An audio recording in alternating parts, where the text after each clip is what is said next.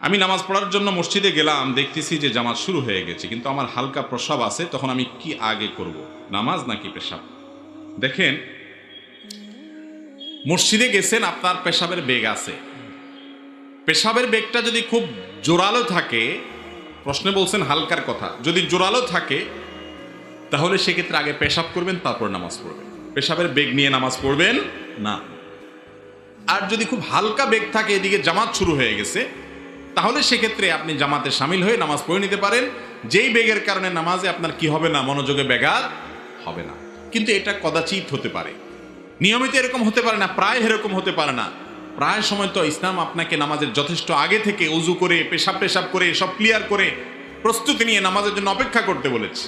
আপনি হুলস্থুল করে এসে পেশাবের বেগ নিয়ে প্রতিদিন নামাজ দাঁড়ায় যাবেন, এটা কখনো আপনার নামাজের প্রতি মনোযোগিতার প্রমাণ হয় না।